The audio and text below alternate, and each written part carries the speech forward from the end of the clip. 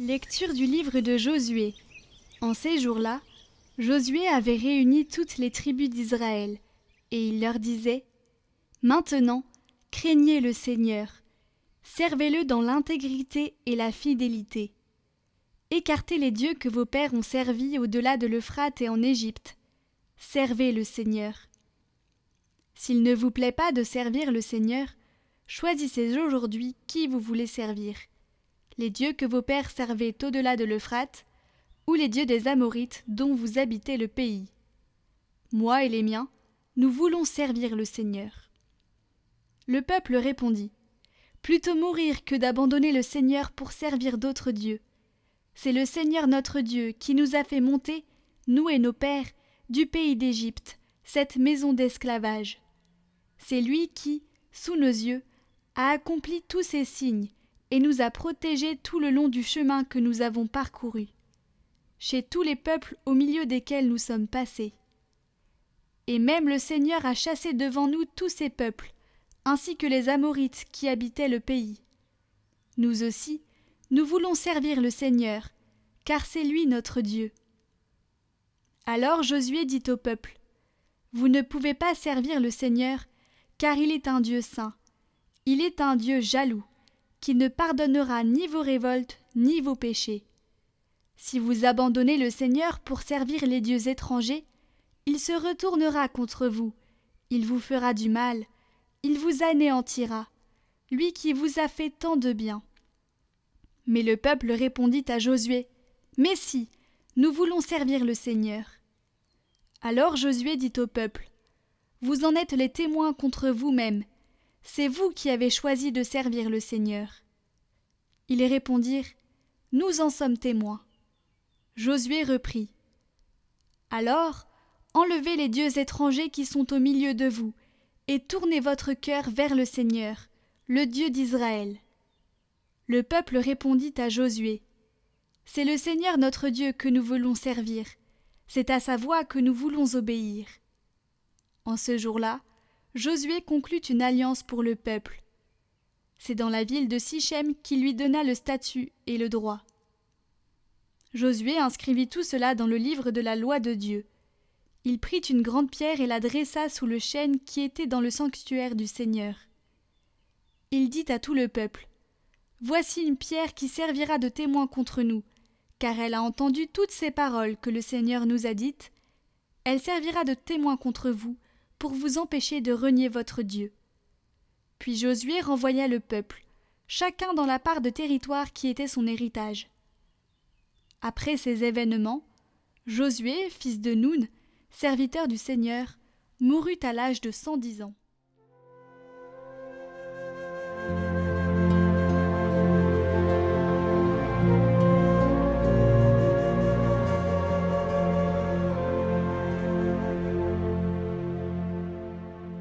Seigneur, mon partage et ma coupe. Garde-moi, mon Dieu. J'ai fait de toi mon refuge. J'ai dit au Seigneur, tu es mon Dieu. Seigneur, mon partage et ma coupe. De toi dépend mon sort. Je bénis le Seigneur qui me conseille. Même la nuit, mon cœur m'avertit. Je garde le Seigneur devant moi sans relâche. Il est à ma droite. Je suis inébranlable. Tu m'apprends le chemin de la vie. Devant ta face, débordement de joie. À ta droite, éternité de délices. Seigneur, mon partage et ma coupe.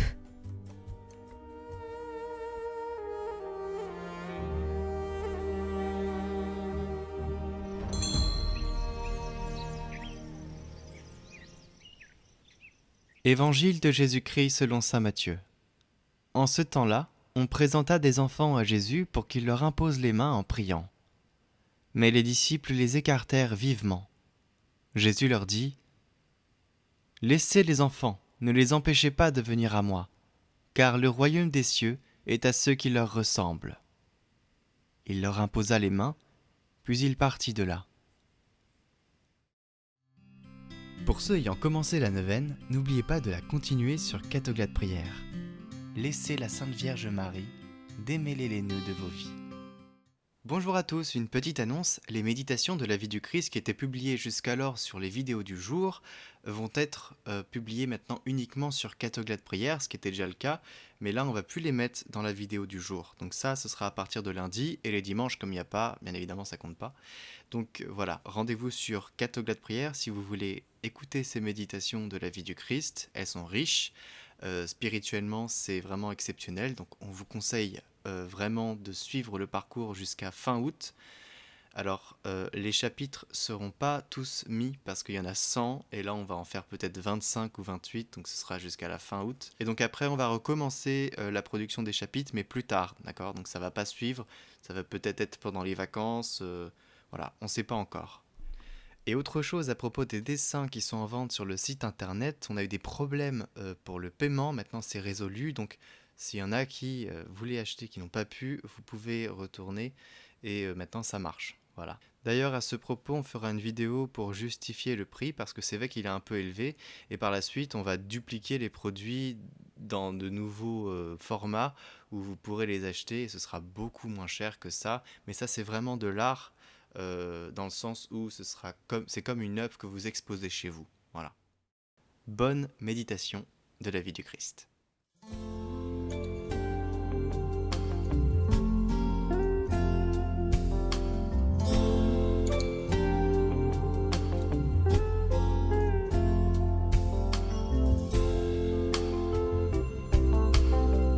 La fuite du Seigneur en Égypte. Or donc, comme il se rendait vers Nazareth, ne sachant pas encore les desseins du Seigneur, et ignorant qu'Hérode méditait la mort de l'enfant Jésus, un ange du Seigneur apparut en songe à Joseph, lui ordonnant de s'enfuir avec l'enfant et sa mère en Égypte, parce qu'Hérode voulait massacrer Jésus. Joseph, se réveillant aussitôt, et réveillant la Sainte Vierge, lui raconta cette vision. Incontinent, elle se leva et voulut sans retard se mettre en chemin. Car à cette nouvelle, ses entrailles avaient été bouleversées, et elle ne voulait rien négliger pour le salut de son fils. Ils se dirigèrent donc immédiatement, au milieu de la nuit, vers l'Égypte. Considérez et méditez ce qui vient d'être dit et ce qui va l'être. Voyez comment ils prennent l'enfant Jésus au milieu de son sommeil.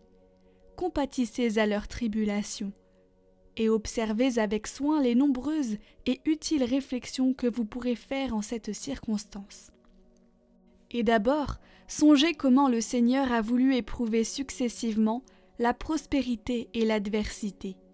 Et quand pareille chose vous adviendra, ne soyez pas impatients, car vous trouverez la vallée près de la montagne. Voilà en effet que dans sa nativité, Jésus a été glorifié par les bergers comme un Dieu, et peu de temps après sa naissance, il a été circoncis comme un pécheur. Puis les mages arrivent et l'honorent grandement. Et néanmoins, il demeure dans une étable, parmi les pauvres animaux, et il pleure comme le fils du dernier des hommes. Ensuite, il est présenté au temple, et là, il est exalté par Siméon et par Anne. Et maintenant, voici qu'un ange lui ordonne de fuir en Égypte. Bien d'autres circonstances de sa vie vous donneront de même des exemples dont vous pourrez retirer une instruction excellente. Quand vous aurez reçu des consolations, attendez-vous à des tribulations, et réciproquement. Aussi, ne devez-vous ni vous exalter dans les unes, ni vous laisser abattre par les autres. Car le Seigneur nous accorde des consolations pour relever notre espérance, de peur que nous ne sortions de la voie, et il nous envoie des épreuves pour que nous conservions l'humilité, et que, connaissant notre misère, nous demeurions toujours dans la crainte de Dieu. Persuadons-nous donc bien qu'il a fait toutes ces choses pour notre instruction, et aussi afin de demeurer cachés aux yeux du démon. En second lieu, remarquez au sujet des faveurs et des consolations divines que celui qui les reçoit ne doit pas se préférer à celui qui en est privé, et celui qui ne les reçoit pas ne doit pas se laisser décourager, ni être envieux de celui qui est plus favorisé. Je dis cela parce que les communications des anges étaient adressées à Joseph, et non pas à la Sainte Vierge, bien qu'elle lui fût très supérieure. De même, celui qui reçoit les grâces, quoiqu'il n'en reçoive pas à sa volonté, ne doit pas être ingrat ni murmurer, puisque Joseph, qui était si grand devant Dieu, recevait ses inspirations, non pas ouvertement, mais seulement dans son sommeil. Troisièmement, observez comment Dieu permet que les siens soient affligés de persécutions et de peines. Certes, l'inquiétude de Joseph et de Marie était grande quand ils voyaient qu'on cherchait l'enfant Jésus pour le tuer. Que pouvaient-ils apprendre de plus cruel ? Une des principales causes de leur angoisse était celle-ci. Bien qu'ils sussent qu'il était le Fils de Dieu, cependant leurs sentiments humains pouvaient se troubler, et ils pouvaient dire « Seigneur Dieu Tout-Puissant, qu'est-il besoin que votre Fils prenne la fuite ? Ne sauriez-vous donc le défendre ici ?» Puis, autre motif de trouble, il fallait se rendre dans une contrée éloignée qu'ils ne connaissaient pas, et par des chemins difficiles et rudes, eux qui n'étaient pas capables de voyager loin. Notre-Dame à cause de sa jeunesse, Joseph à cause de son grand âge. L'enfant qu'ils devaient porter avec eux avait à peine 2 mois, et il leur fallait gagner une terre étrangère. Ils étaient pauvres et ne possédaient rien. Toutes ces circonstances étaient bien matière à affliction. Aussi, quand vous êtes éprouvés, soyez patients, et ne vous imaginez pas que notre Seigneur vous doive un privilège qu'il a refusé à sa mère et à lui-même. Quatrièmement, considérez la douceur de Jésus. Vous voyez comme il souffre de bonheur la persécution, obligé de fuir de sa terre natale, et comme il cède à la fureur d'un homme qu'il pouvait anéantir en un moment. Que cette humilité est profonde, que cette patience est grande. Il ne voulut pas résister ni user de représailles, mais il évita les embûches par la fuite. Aussi, c'est un devoir pour nous d'imiter son exemple et de ne pas résister à ceux qui nous outragent, qui nous attaquent et qui nous poursuivent. Nous ne devons pas non plus chercher à en tirer vengeance, mais il faut les supporter avec résignation, céder à leur violence et, qui plus est, prier pour eux, comme notre Seigneur nous l'enseigne dans un autre endroit de l'Évangile. Le Seigneur fuyait donc devant un esclave, et devant un esclave du démon. Il était porté par sa mère, si jeune, si délicate, et par saint Joseph accablé de vieillesse. Il se dirigeait du côté de l'Égypte à travers une route semée de bois, obscure, hérissée de broussailles, rocailleuse et déserte, et cette route était bien longue. On dit que, pour un coureur, il y a 12 à 15 jours de marche. Pour eux, ils y mirent peut-être plus de 2 mois. En effet, ils passèrent, dit-on, dans ce désert où les enfants d'Israël s'étaient arrêtés durant 40 années. Mais comment faisaient-ils pour porter des vivres avec eux ? La nuit, où et comment se reposaient-ils ? Car bien rarement rencontraient-ils des habitations dans ce désert. Compatissez à leur situation. L'épreuve est rude, longue et pénible pour eux autant que pour l'enfant Jésus. Approchez-vous d'eux, marchez à leur côté, aidez-les à porter le divin enfant, et rendez-leur autant de services que vous pourrez. Oh, nous ne devrions pas trouver pénible de faire pénitence nous-mêmes, nous pour qui cette sainte famille n'a pas hésité à tant souffrir et à tant de reprises différentes. Quant à ce qui arriva dans le désert et le long de la route, comme il y a peu de détails authentiques, je m'abstiendrai d'en rapporter. Mais lorsqu'ils entrèrent en Égypte, toutes les idoles de ce pays s'écroulèrent, ainsi qu'Isaïe l'avait prophétisé. Ils se rendirent à une grande ville qui se nomme Héliopolis, et là ils y louèrent une petite maison, et ils y vécurent 7 ans, comme des étrangers inconnus et comme des pauvres. Ici vous allez avoir un sujet de belle, de pieuse et de tendre méditation. Écoutez attentivement. Comment vivaient-ils pendant ce long espace de temps ? Étaient-ils réduits à mendier ? On dit que la Sainte Vierge se procurait tout ce qui était nécessaire à son fils et à elle, grâce à son aiguille et à sa quenouille. Elle cousait donc et elle filait, cette reine du monde, vraie zélatrice de la pauvreté. Car en toutes circonstances et toute leur vie, ils aimèrent la pauvreté, et ils lui gardèrent leur foi jusqu'à la mort. Mais n'allait-elle pas souvent dans les maisons demander de la toile et de l'ouvrage ? Il le fallait bien, et il fallait bien qu'elle s'adressât à son voisinage, car sans cela elle eût manqué de travail, et les autres femmes ne pouvaient pas deviner qu'elle en eût besoin. Puis quand Jésus fut arrivé à l'âge de 5 ans ou environ, est-ce que lui-même n'allait pas faire les commissions de sa mère et demander de l'ouvrage ? Sans doute, car elle n'avait pas d'autre écuyer. Souvent aussi, ne reportait-il pas les pièces achevées, réclamant de la part de sa mère le prix et le salaire ? Mais l'enfant Jésus, le Fils du Très-Haut, ne rougissait-il pas de ses commissions ? Et sa mère, n'avait-elle pas honte de les lui confier ? Et qu'arrivait-il si parfois, quand il rendait l'ouvrage et en demandait le paiement, une femme orgueilleuse, querelleuse et bavarde lui répondait avec impertinence, gardait l'ouvrage et refusait de payer, de sorte qu'il était obligé de revenir les mains vides au logis. Et hélas, on fait tant d'injures à de pauvres étrangers, et le Seigneur est venu non pour les éviter, mais pour les subir. Et quand souvent de retour à la maison, et souffrant de la faim comme les petits enfants, il demandait du pain et que sa mère n'avait pas de quoi lui en donner, est-ce que les entrailles de Notre-Dame n'étaient pas brisées de douleur en de pareilles extrémités ? Alors elle consolait son fils par ses douces paroles, elle redoublait de travail, et bien souvent elle retranchait de sa propre nourriture pour la lui réserver. Voilà des sujets de méditation sur l'enfant Jésus. Étendez-les et continuez-les autant que vous le voudrez.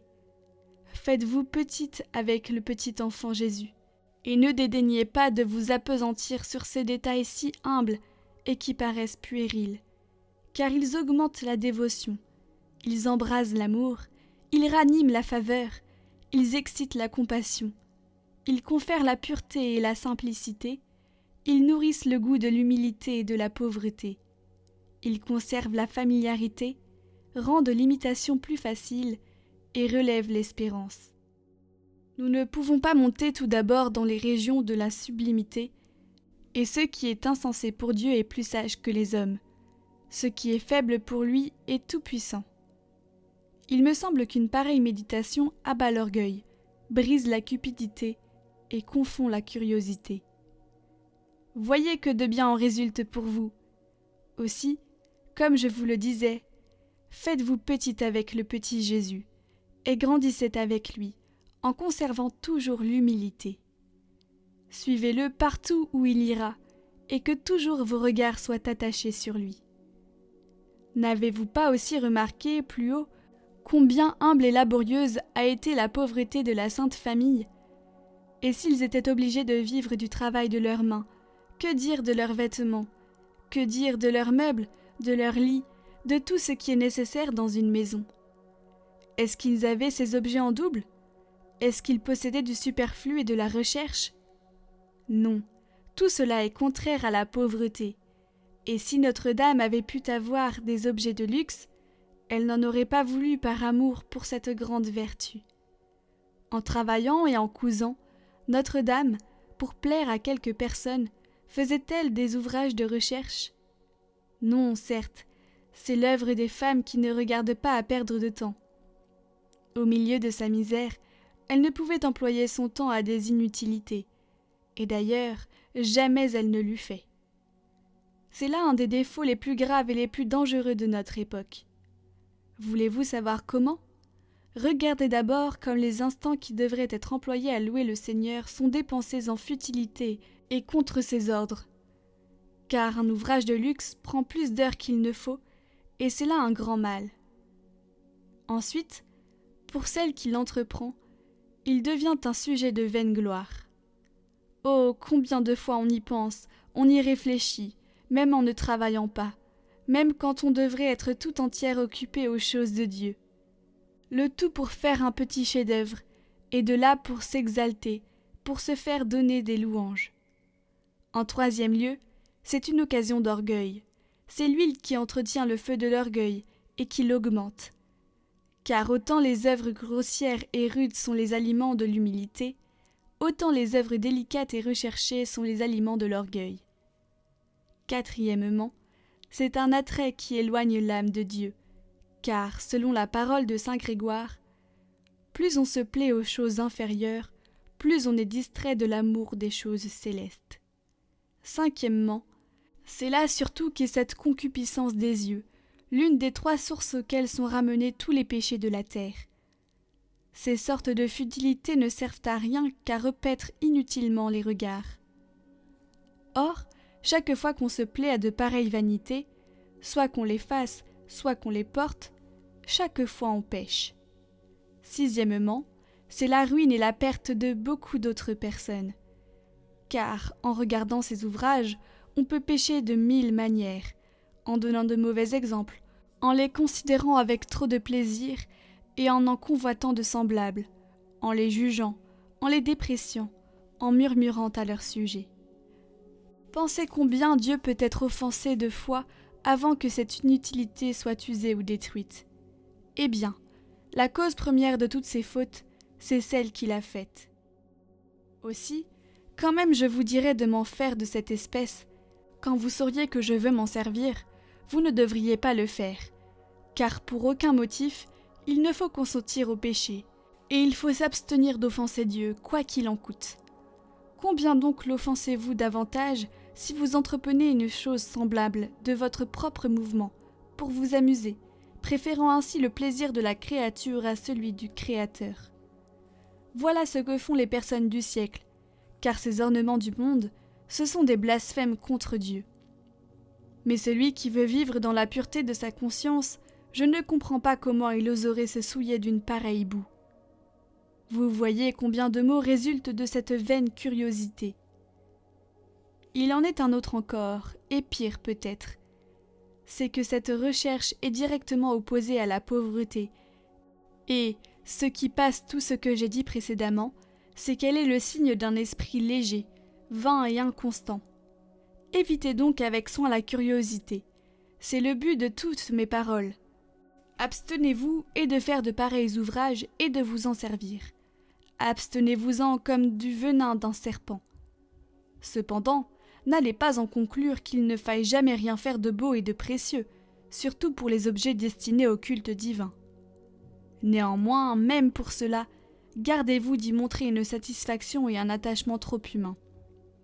C'est de cette curiosité que parle saint Bernard quand il dit « Les vains spectacles, je vous le demande, de quoi servent-ils au corps? Qu'apportent-ils à l'âme?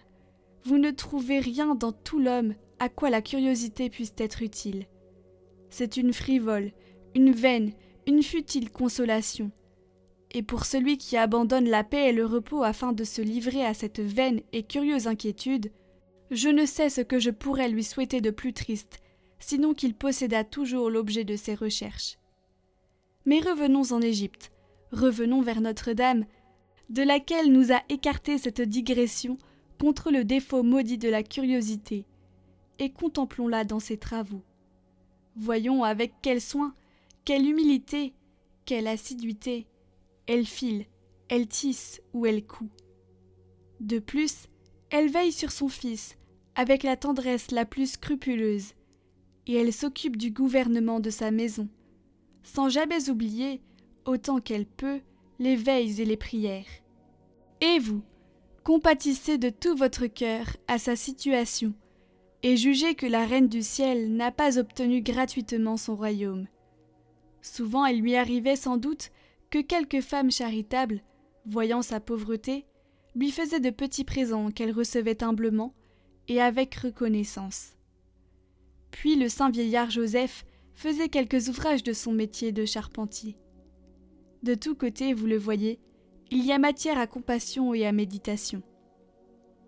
Quand vous vous y serez livré quelque temps, demandez la permission de vous retirer, et après avoir reçu à genoux avec compassion et avec larmes la bénédiction de l'enfant Jésus d'abord, puis de sa mère et de saint Joseph, prenez congé d'eux, puisque aussi bien ils doivent vivre pendant 7 ans à la sueur de leur front, comme des bannis et comme des êtres injustement exilés loin de leur patrie. Les œuvres visuelles que vous voyez dans ces vidéos sont toutes réalisées pour Catoglade, spécialement pour l'occasion de ce parcours des méditations de la vie du Christ. Une œuvre par chapitre représentant une scène qui sera en vente en édition limitée de 5 à 10 exemplaires numérotés.